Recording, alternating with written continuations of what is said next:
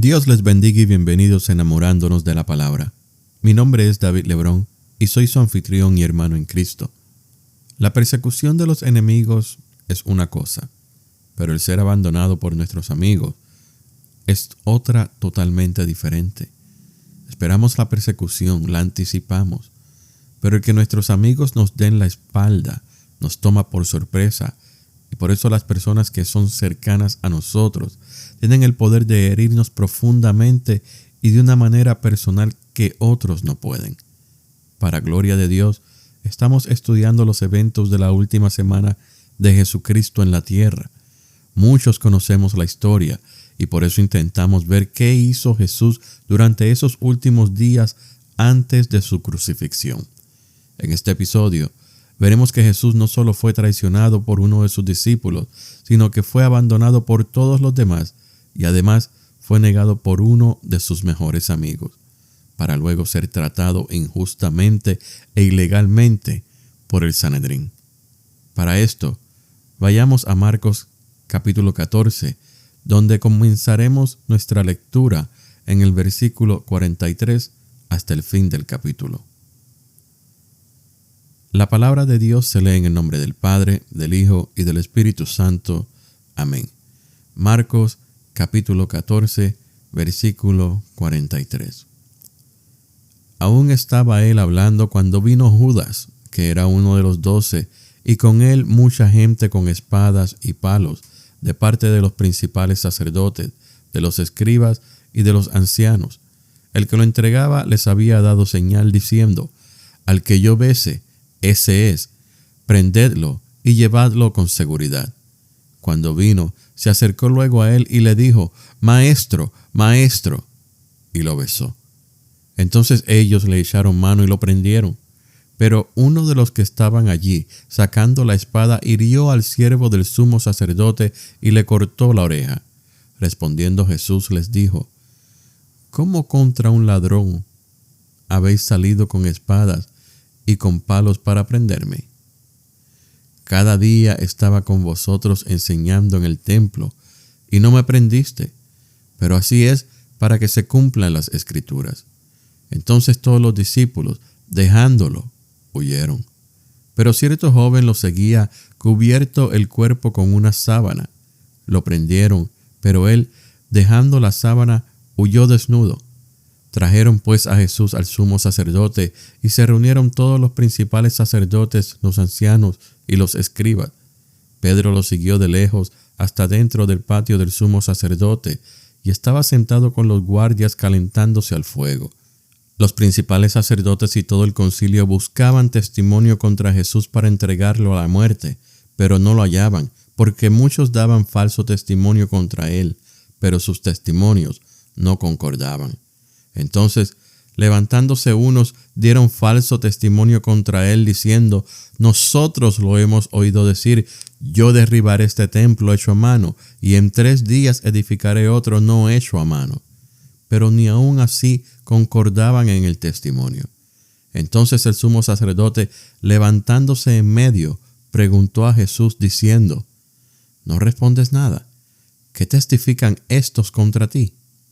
Pero él callaba y nada respondía. El sumo sacerdote le volvió a preguntar: ¿eres tú el Cristo, el Hijo del Bendito? Jesús le dijo: yo soy. Y veréis al Hijo del Hombre sentado a la diestra del poder de Dios y viniendo en las nubes del cielo. Entonces el sumo sacerdote, rasgando su vestidura, dijo: ¿qué más necesidad tenemos de testigos? ¿Habéis oído la blasfemia? ¿Qué os parece? Y todos ellos lo condenaron y declarándolo digno de muerte. Entonces algunos comenzaron a escupirlo, a cubrirle el rostro, a darle puñetazos y a decirle: profetiza. También los guardias le daban bofetadas.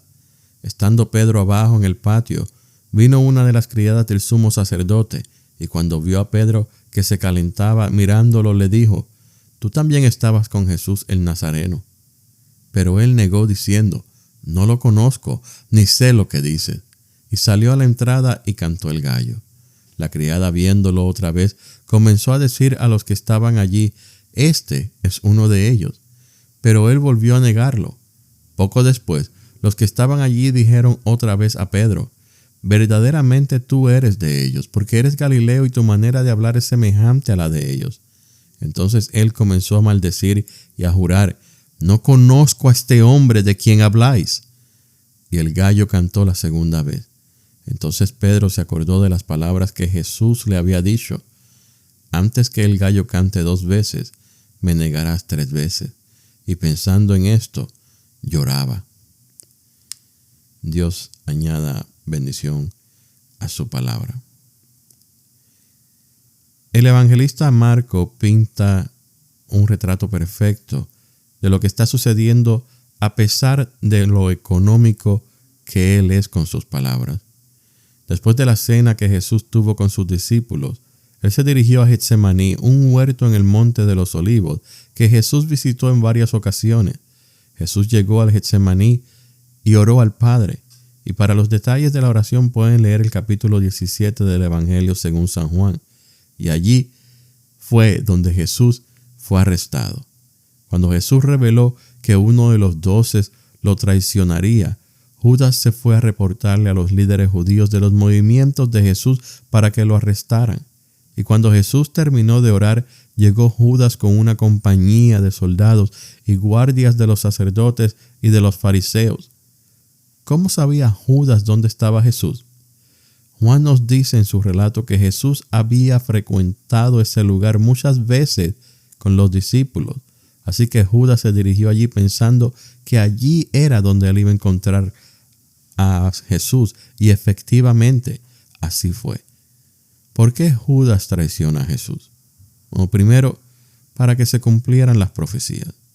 Segundo, porque Dios estaba en control de la situación. Y tercero, porque Judas era un hombre carnal que no había crecido o madurado espiritualmente, a pesar de que había pasado tanto tiempo con el Señor. Judas no era un hombre transformado.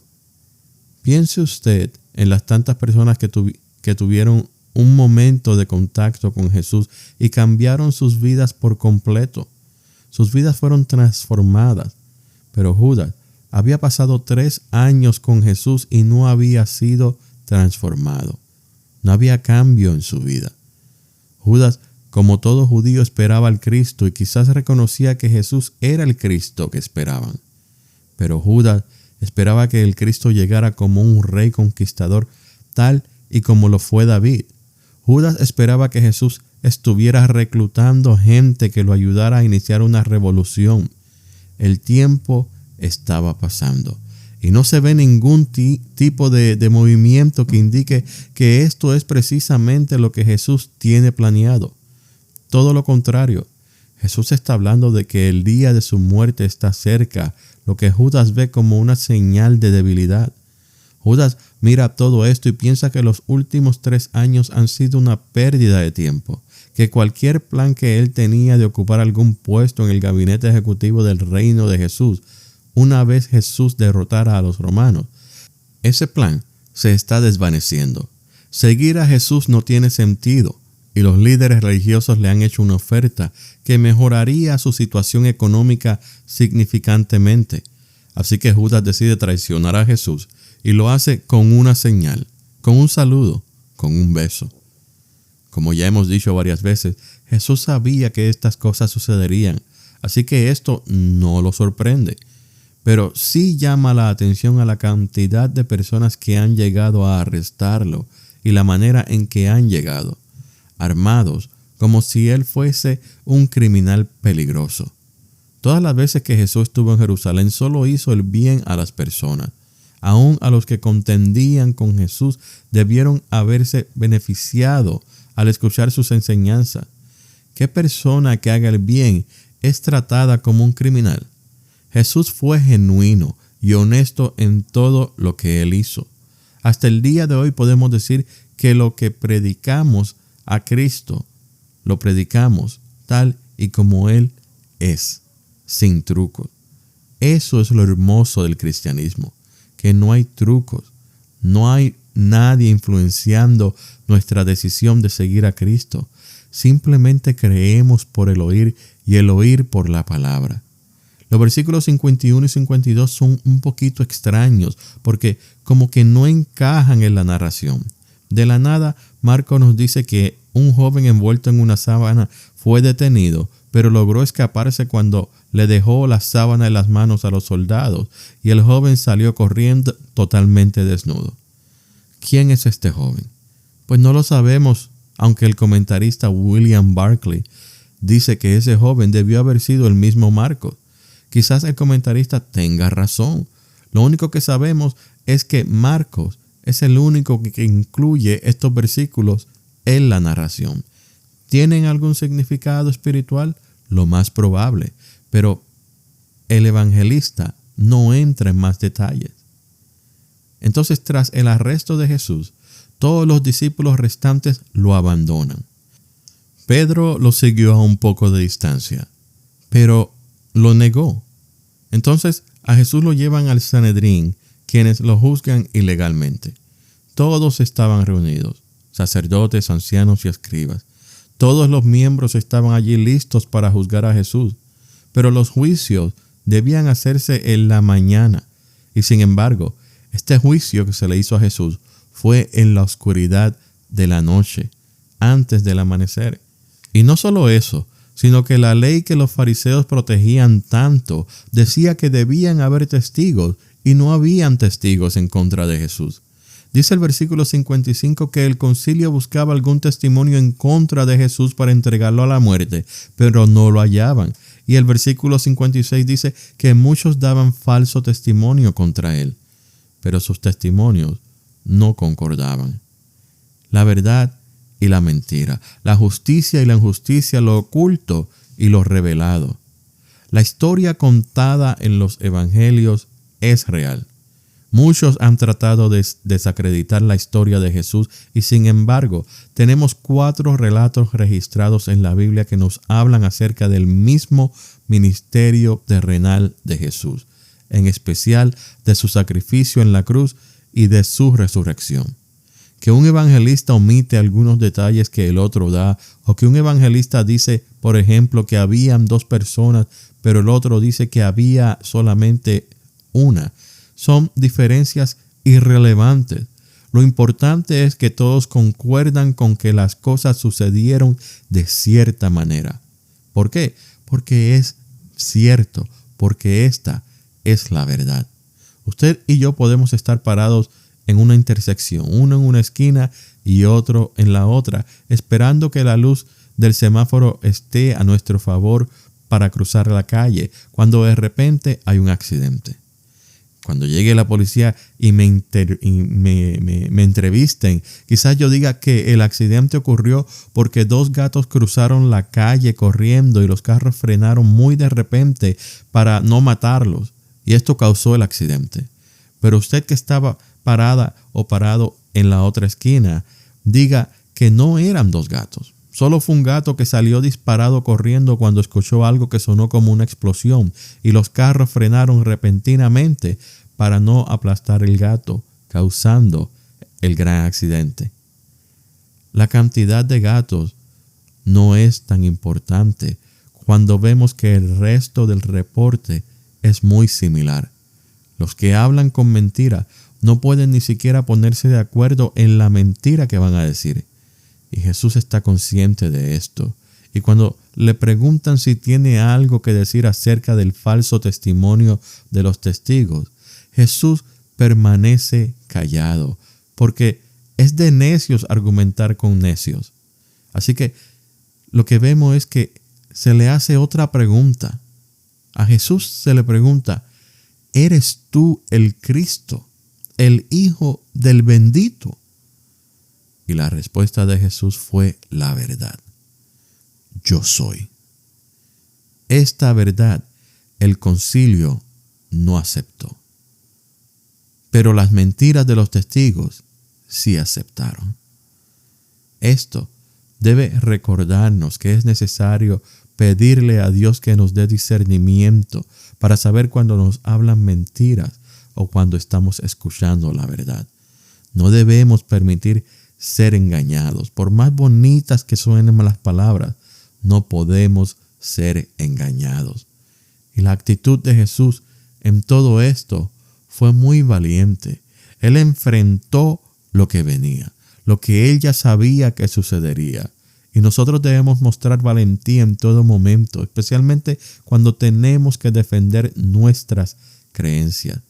La actitud de los discípulos, sin embargo, fue todo lo contrario. Ellos mostraron cobardía ante el peligro de defender su relación con Cristo. Y gloria a Dios que una vez vieron al Cristo resucitado, volvieron a obtener valentía y permanecieron fieles. Muchos, inclusive, murieron violentamente porque se negaron a negar su fe y permanecieron fieles y firmes en ella. Por último, tenemos la negación de Pedro. En una ocasión Pedro dijo que él no permitiría que le hicieran daño a Jesús, que lo seguiría hasta la muerte e incluso daría su vida por Jesús. Pero cuando llegó la hora de demostrarlo, negó haber conocido a Jesús, negó haber seguido a Jesús, negó ser uno de los de Jesús. Pedro negó tener algún tipo de afiliación con Jesús 3 veces. Pedro amaba a Jesús, pero su amor no significaba que él perdería su vida por Jesús. ¿Acaso Pedro dejó de creer en Jesús? Yo creo que no, pero en ese momento la duda fue más fuerte y más grande que su fe. Eso, hermanos, no debe sucedernos. ¿Tendremos dudas?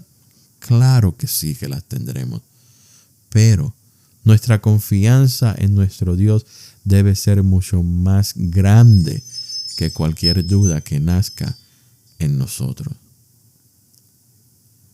Dios Todopoderoso, tuya es la gloria, tuya es la honra, tuyo es el poder, tuyo son los dominios y tuya es toda la soberanía, porque sabemos que tú estás en control de todas las cosas. Lo que leímos hoy fue el comienzo de la pasión de Jesucristo. Ya Él está en camino a la cruz. Y Él lo sabía. Todo era parte del plan de redención que tú trazaste desde antes de la fundación del mundo. Señor, permítanos ver estas historias y entenderlas. Entender que la vida del cristiano, ¿cómo debe ser? Cómo debemos ser fieles a ti. Cómo debemos permanecer firmes ante cualquier tipo de peligro. Cómo debemos obedecerte a ti y no obedecer al hombre. Ayúdanos, mi Señor, a permanecer siempre a tu lado. Siempre firmes en la verdad.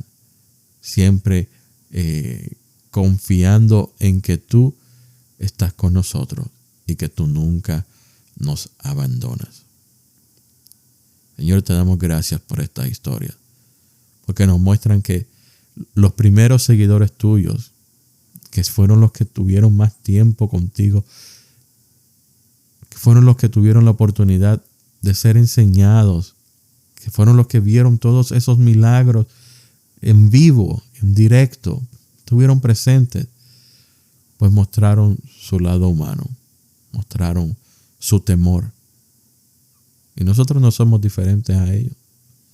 Hay momentos en que vamos a sentir temor, pero nosotros no queremos salir corriendo como ellos lo hicieron. No queremos abandonarte, sino que queremos permanecer siéndote fiel en todo momento. Ayúdanos en estas cosas, mi Señor. Ayúdanos a identificar la mentira de la verdad. Ayúdanos, mi Señor, fortaleciendo y engrandeciendo aún más nuestra fe en ti, cada día que pase.